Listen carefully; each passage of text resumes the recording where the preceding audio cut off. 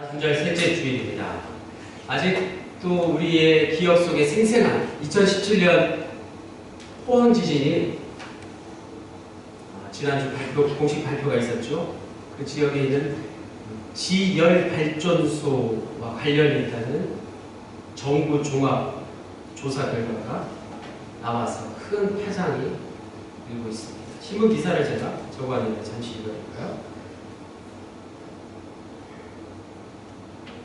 이번 조사 결과가 직접적 인과관계를 뜻하는 유발이 아닌 촉발로 나타나서 과학적으로는 지열 발전이 미친 영향의 정도가 어떠한지, 법적으로는 입증 책임과 위 자료의 범위 등이 쟁점이 될 전망입니다.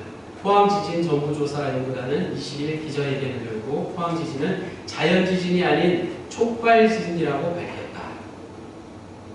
원인에 대해서는 인근 지열발전소에서 지열발전을 위해 주입한 고압의 물이 알려지지 않은 안증대를 활성화해 포항지진 본진을 촉발하는 것이라고 분석했다. 놀라운 일 아니었습니까? 여러분 놀랍지 않습니까? 자연재해가 아니라 인재라고 분명히 보도를 했습니다. 오늘 성경에 비슷한 이야기가 인재음하고 자연재해죠. 본문 1절에서 5절까지를 보면 예루살렘에서 실제로 있었던 두 사건이 소개되어 있습니다. 하나는 인간이 원인이 되어서 생겨난 재난, 인재였어요. 그 인재를 일으킨 장본인이 누구인가요?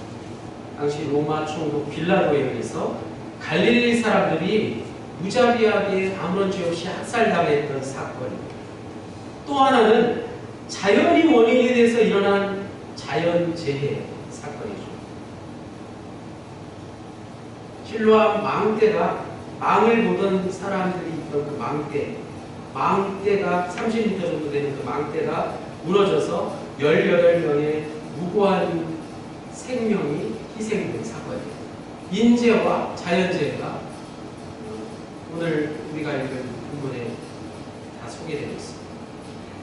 그런데 당시 유대인들은 이 인재와 자연재해를 모두 어떻게 생각했나요? 그 희생자들이 뭔가 과거에 지은 죄가 있기 때문에 이 두 사건이 개인적 죄악의 결과라고 생각해요. 무서운 생각 아닌가요? 사람이 죽었는데, 아무런 죄 없이 죽었는데 죽은 이유가 죄 때문에 죽었다. 당시 율법주의가 얼마나 심각했는가를 잘 보여주는 그런 모습 아닙니까? 그렇다면 오늘 우리에게 한번 질문해 볼까요? 여러분, 말도 안 되는 이야기라고 생각하시나요? 그 사람의 죄 때문에, 자신의 죄 때문에 희생당했다는 그 생각나요. 그걸 어떻게 생각하시나요? 인재나 자연재해, 사람에 의해서 일어난 재해나 또 사람의 힘으로 어쩔 수 없이 일어난 재해나 그 희생자들은 어떤 죄를 짓고 회개하지 않은 게 있어서 그렇게 되었다고 혹시 생각하십니까? 그런 망언들을 한 일들이 뉴스에서 몇 번 나왔어요. 일본 지진 때 그런 망언을 하신 분들이 있어요. 또 더 넓게 범위를 넓혀볼까요? 장애물로 태어나 살다가 불치의 병에 걸리는, 교통사고로 인해서 부모나 자식을 잃고 또 하루아침에 직장을 잃게 되는 것 또한 재난 아닙니까? 요즘은 청년 실업이 가장 큰 재난 아니겠습니까? 취업이 안 되는 거예요. 내가 아무리 노력하고 내가 아무리 똑똑하고 유능해도 취업이 안 되는 것은 누구 책임입니까? 재난 아닌가요? 인재 아닌가요? 과연 죄를 짓고 회개하지 않았기 때문에 재난을 당하는 것인가요? 죄와 회개 그리고 재난 서로 어떤 연관성이 있을까? 한번 생각해 보시죠.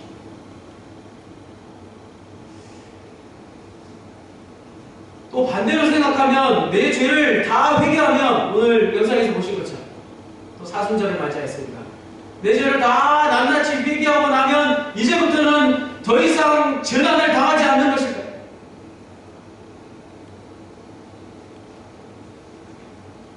회개와 재난 어떤 상관관계가 있는 것일까요? 오늘 그 말씀이 소개됩니다. 우리가 잘 아는 인과응보라는 말이 있죠. 인과응보, 불교에서 나온 말이에요. 업보라고 하는데 전생에 지은 선악에 따라서 현재의 행복과 불행이 있고 현세에서의 선악의 결과에 따라서 내세에서 행복과 불행이 결정된다는 것이죠. 인과응보라는 말이에요. 그런데 생각해보니까 우리가 인과응보를 직접적으로 우리가 뭐 믿고 신뢰하지는 않지만 우리가 기독교인인데 불교의 사상을 우리가 뭐 어떻게 인정하겠습니까? 그런데 거기서 파생된 여러 가지 것들, 미신적인 것들, 여러분 점을 보고 또 나도 모르게 옛날에 우리 조상들이 했던 그런 샤머니즘 같은 것들을 행하고 있지 않나 한번 생각해 봐야 돼요. 학연, 지연, 혈연 이 모든 것들이 이런 것들에서 나온 것 아닐까요? 우리가 꼼짝없이 사회생활하면 학연, 지연, 혈연에 묶여 사는 것 그 원인이 어디서 시작되었겠습니까? 인터넷상에서 요즘 유행이 되고 있는 거짓 뉴스 같은 거 거기에 막 솔깃하는 거죠. 뭐 카더라 라는 이야기에 귀가 솔깃해서 그것을 듣고는 참지 못하고 입에 오르락 내리락 하는 것 역시 그리스도인의 믿음과는 전혀 상관없는 일이라는 것을 알아요. 우리의 믿음과는 전혀 상관이 없는 일이라는 것을 먼저 말씀드립니다. 믿음이 있으면 이런 것들에 관심을 갖지 않는다는 것. 하지만 안타깝지만 예수 믿는 사람들 중에 이러한 것들에 인과응보 사상에 깊이 물들여 있는 사람들이 여전히 많습니다. 더 안타까운 것은 공공연하게 그걸 부추기는 목사들이 있다는 것이죠. 교회 안에서 인과응보가 어떻게 나타나요? 율법주의와 기복주의로 나타나고 있다는 사실입니다. 하나님이 원하시는 종교적 행위를 열심히 하면 그 사람은 복을 받고 그렇지 않으면 복을 받지 않는다. 이런 말씀들을 목사님들이 하신다. 교인들은 어떻습니까? 자신과 주변 사람들을 이런 관점에서 바라보면서 세상적으로 성공하고 문제가 없는 사람은 하나님의 축복을 받은 자라고 성공 이꼬로 세상적인 성공 이꼬로 하나님의 축복 이렇게 생각합니다. 그것이 머리에 박혀 있다는. 또 반대로 세상에서 어려움을 겪는 사람은 잘못한 것에 대한 하나님의 저주를 받았다고 생각합니다. 교인들이라 그리스도인이라 하는 사람들 목사들이 그런 이야기를 한다. 강단에서 이런 생각은 성경과 전혀 상관없는 이야기예요. 성경에는 그런 말씀이 없습니다. 세상 이야기를 끌어와서 강단에서 하고 있는 거예요. 교회 안에서 그것을 믿고 따르는 것입니다. 추측에 불과한 거예요. 이런 인과응보 사상은 세상 사람들조차도 잘 믿지 않습니다. 세상에서 잘 이루어지는 것, 완전하게 이루어지는 것들이 아니라는 거예요. 그래서 오늘 우리가 먼저 회개해야 할 것이 무엇입니까? 세상적인 성공을 하나님의 복으로 잘못 이해하고 있던 것. 그것을 오늘 분명히 회개해야 한다고 했습니다. 다 같이 1절 말씀 다시 한번 읽어보겠습니다. 누가복음 13장 1절 시작. 그때 마침 두어 사람이 와서 빌라도가 어떤 갈릴리 사람들의 피를 그들의 제물에 섞은 일로 예수께 아뢰니, 당시 유료월절과 같은 수십만 명이 예루살렘에 모이는 그 절기 때에는 폭동이 일어나기 쉽었습니다. 로마 식민지 시대를 살고 있었기 때문이죠. 유대인들은 우리 민족처럼 굉장히 민족성이 강한 그런 사람들이기 때문에 그랬죠. 당시 예루살렘의 유월절을 지키고 양이나 염소 같은 제물을 바치기 위해서 멀리 북쪽에서 갈릴리 사람들이 예루살렘 성전 근처로 왔는데 로마 군대에 의해서 어처구니없이 죽임을 당하는 사건이 발생했던 것입니다. 인재가 발생한 것이죠. 오늘 본문 앞부분 누가복음 12장 56절의 연속선상에서 예수님이 이 시대의 징조에 대해서 말씀하시자 사람들이 방금 일어난 그 인재, 이 사건이 앞으로 임할 심판을 보여주는 것이 아닌가 예수님께 묻고 있다는 것이죠. 그리고 그들의 마음속에는 이 빌라도와 같은 사람을 예수님께서 어떻게 생각하시냐, 인재의 원인을 제공한 이 빌라도를 예수님께서 어떻게 하실까, 그 대답을 듣고 싶었던 것이고, 자신들은 도저히 알 수 없는 이 재난에 대한 예수님의 답변을 듣기 원했던 것이죠. 예수님이 뭐라고 대답하실까 너무나 궁금하지 않았겠습니까? 2절에 대답하여 이르시되 너희는 이 갈릴리 사람들이 이같이 해받음으로 다른 모든 갈릴리 사람보다 죄가 더 있는 줄 아느냐? 오히려 반문하셨습니다. 당시 유대인들은 이 땅에서의 불행이나 사고가 율법주의의 잘못된 영향으로 말미암아 개인적인 죄악의 직접적인 결과라고 생각했다는 것이죠. 그것을 예수님이 너무나도 잘 아셨기 때문에 이런 종교적인 편견은 분명히 잘못된 것이라고 답변해 주십니다. 반문이 곧 답변인 것이죠. 계속해서 3절에 너희에게 이르노니 아니라 너희도 만일 회개하지 아니하면 다 이와 같이 망하리라. 문자적으로 이 말씀은 회개라는 단어가 너무 우리의 머릿속에 깊숙이 고정관념으로 자리 잡아버렸습니다. 5절에 똑같은 말씀이 반복되어 있습니다. 원어에는 약간 차이가 있지만 그래서 우리가 이 3절 말씀, 5절 말씀을 오해하기 쉽다는 것이죠. 잘못 이 말씀을 해석하고 전한다는 것을 유의해야 합니다. 겉으로 보면 죄를 회개하라, 그렇지 않으면 저주가 임할 것이다, 이런 말씀 같지만 그런 뜻으로 말씀하신 게 아니라 천천히 말씀드리겠습니다. 회개하면 혹은 믿음이 좋으면 재난이 닥치지 않을까요? 이런 질문을 하십니다. 회개와 재난의 연관성에 대해서 예수님께서 말씀하고 계시다는 사실. 생각해보니까 햇빛과 비가 착한 사람, 악한 사람을 가려서 내리지 않는다는 것이죠. 재난 역시 마찬가지입니다.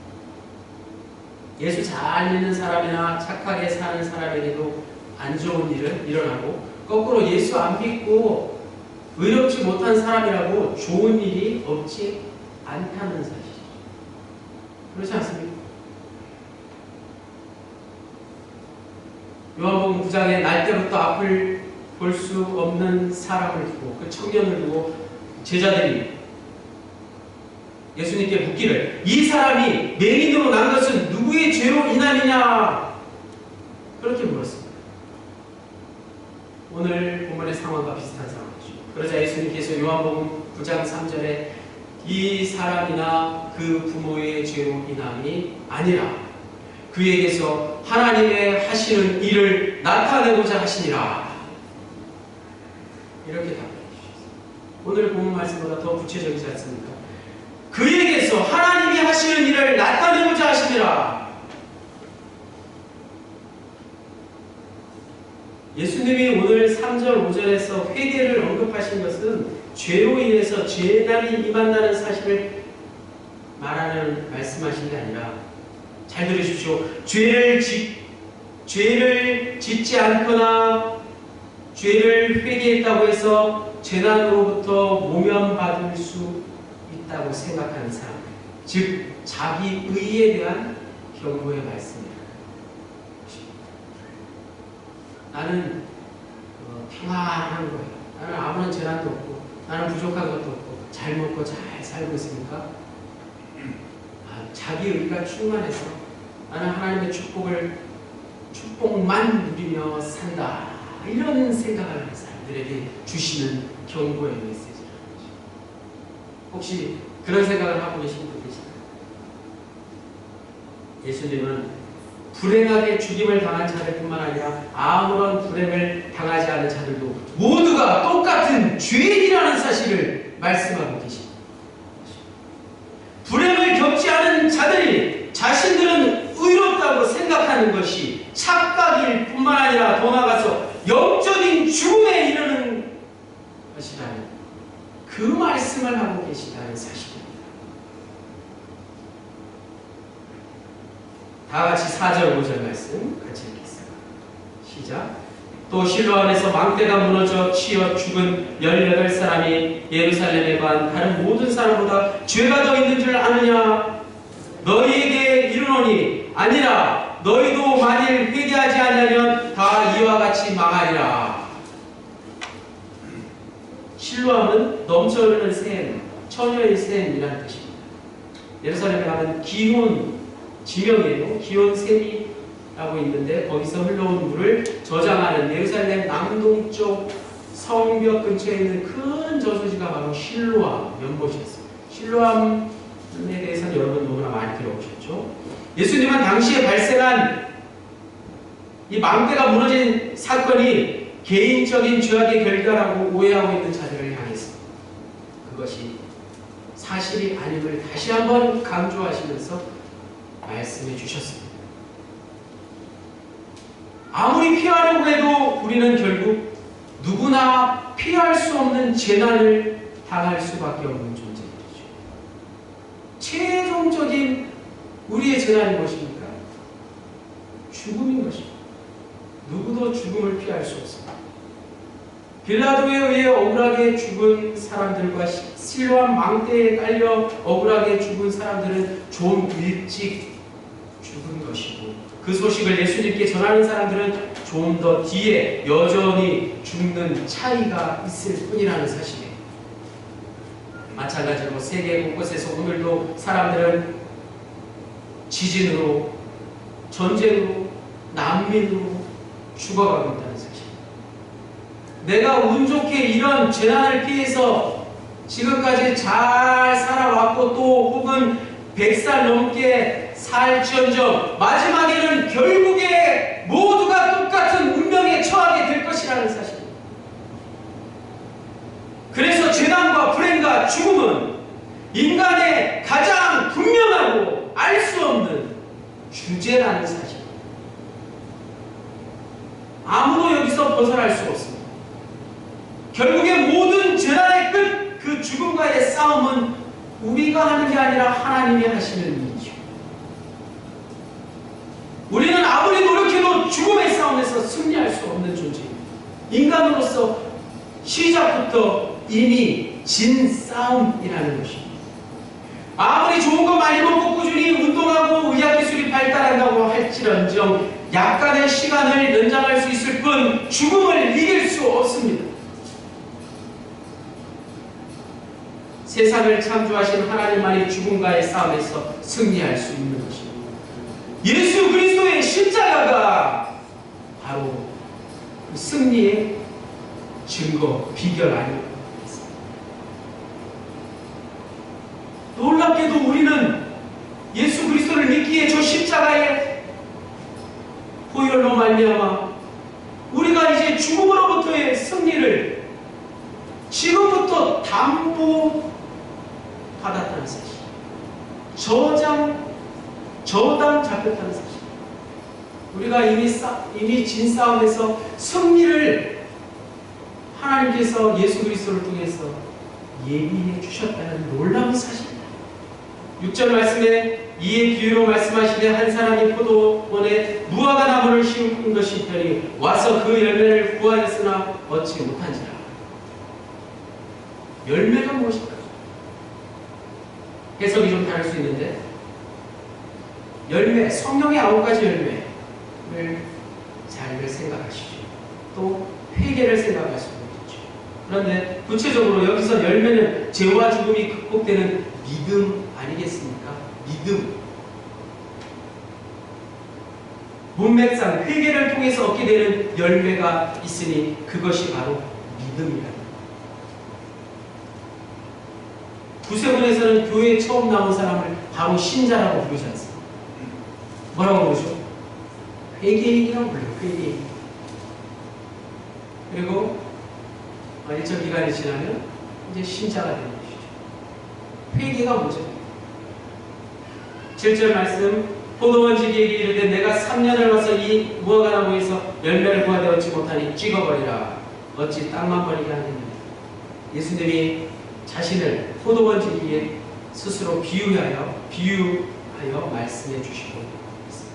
무화과 나무는 이스라엘 백성을 뜻하는 것이죠. 무화과 나무를 찍어버리라는 것은 하나님이 열매 맺지 못하는 이스라엘 백성을 심판하려고 하시는 의미입니다.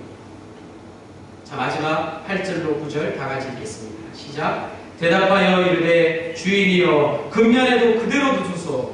내가 두릅하고 거름을 주르니 이후에 만일 열매가 열면 좋거니와 그렇지 않으면 찍어버리소서 하였다. 주인은 하나님입니다. 포도원 지기는 예수입니다. 포도원 지기는 열매를 맺는가 보기 위해서 몇 년을 더 기다려달라고 주인에게 요청했습니다. 1년이죠. 금년에 그대로 두시고 만일 열매를 열면 좋거니와 그렇지 않으면 찍어버리게.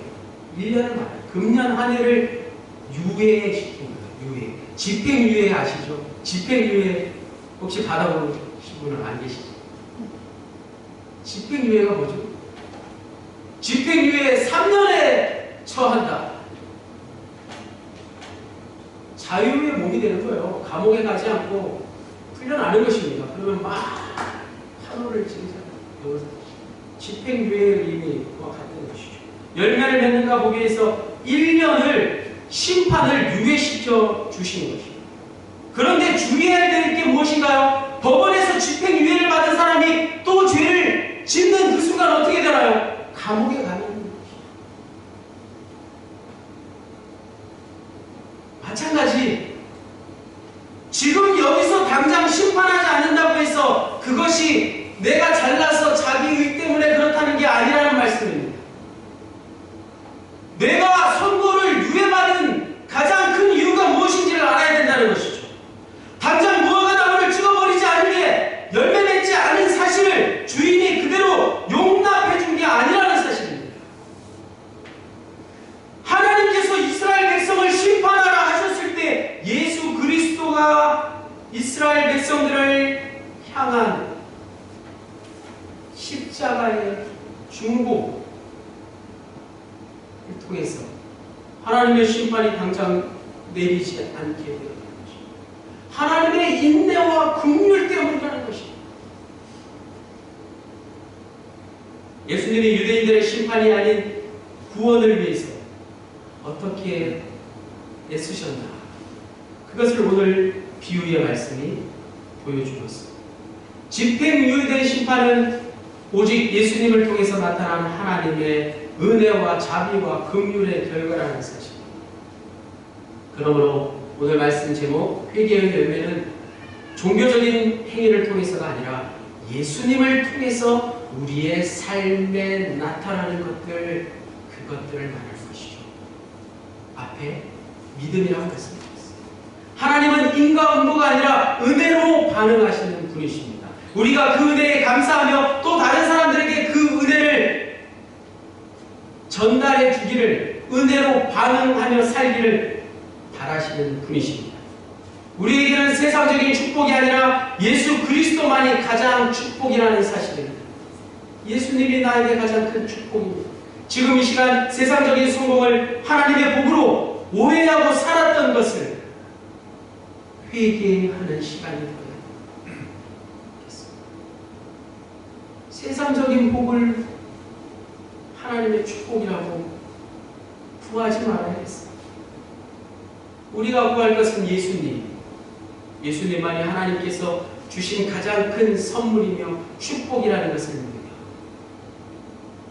사순절 뿐만 아니라 남은 여생을 살아가시는 저와 여러분 모두가 되시기를 간절히 축원합니다. 자, 이 시간 우리가 함께 잠시 기도했으면 좋겠습니다. 오늘 말씀을 생각해 보면서 지금 내가 아무런 재난이나 고통, 고난이 없이 지낸다고 해서 내가 하나님 보시기에 과연 합당한 삶을 살고 있다고 말할 수 있겠습니까? 한번 생각해 보시고 하나님께 이 시간 솔직히 내 마음을 고백할 수 있도록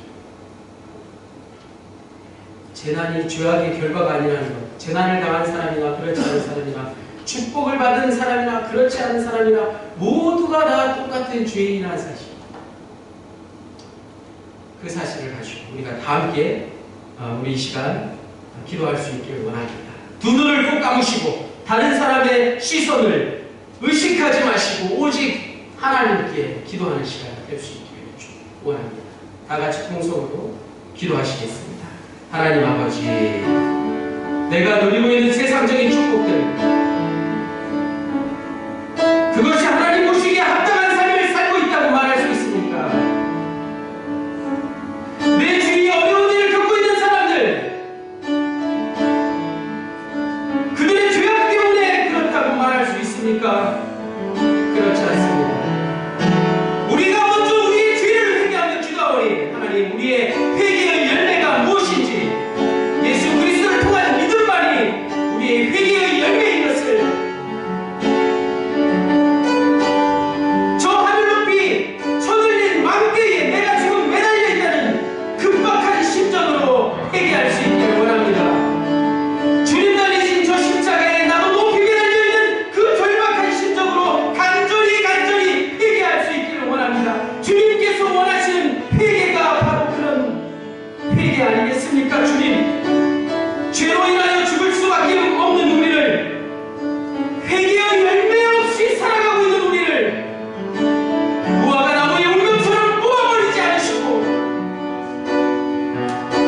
우리를 사형 선고에서 미워주신 하나님의 그 놀라운 자비와 은혜와 사랑과 긍휼을 우리가 어찌 모른 척 할 수 있겠습니까? 하나님, 주님이시여, 우리가 이제 해야 할 일들이 무엇인지 하나님, 우리가 주께 먼저 회개하고 우리의 주의를 둘러볼 수 있도록 하나님 도와주시옵소서. 우리의 과도한 일상을 버릴 수 있기를 원합니다. 예수 그리스도가 아닌 것들 모두 다 내어버릴 수 있기를 원합니다. 하나님, 나에게 찾아오는 재난과 불행과 죽음으로부터 자유함을 누릴 수 있는 하나님의 놀라운 은혜, 그것을 깨닫기를 원합니다. 하나님, 오직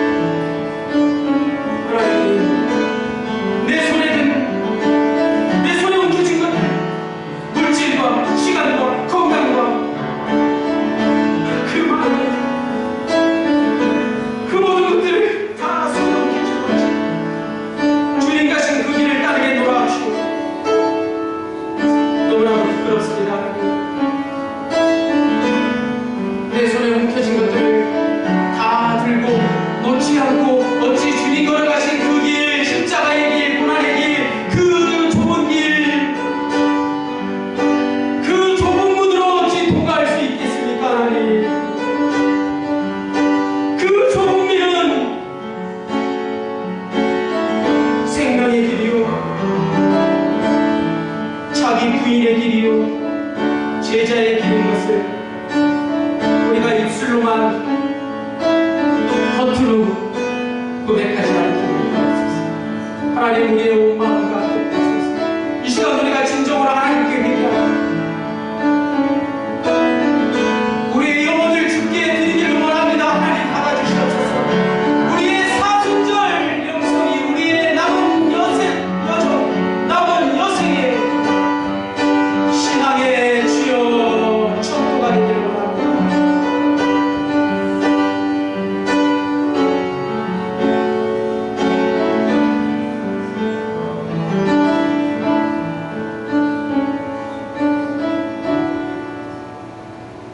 하나님, 우리에게 사순절을 허락하셔서 주님 앞에 회개할 수 있게 하시니 감사합니다. 하나님, 우리가 진정 회개의 진정한 의미를 이토록 제대로 알지 못하고 그저 형식적으로 회개하며 살았습니다. 부족한 우리를 도와주시옵소서. 회개의 열매는 종교적인 행위에 있지 않습니다. 오직 예수 그리스도 그분을 통해서 우리의 삶의 다양한 모습으로 나타나는 줄 믿습니다. 간절히 빌고 원합니다. 이제부터 우리의 일상을 조금이라도 내어놓고 예수 그리스도를 통해서 재난과 불행과 죽음으로부터 자유로워질 수 있기를 간절히 빌고 원하는 때에 예수 그리스도의 이름으로 기도하였습니다. 아멘. 다 함께 자리에서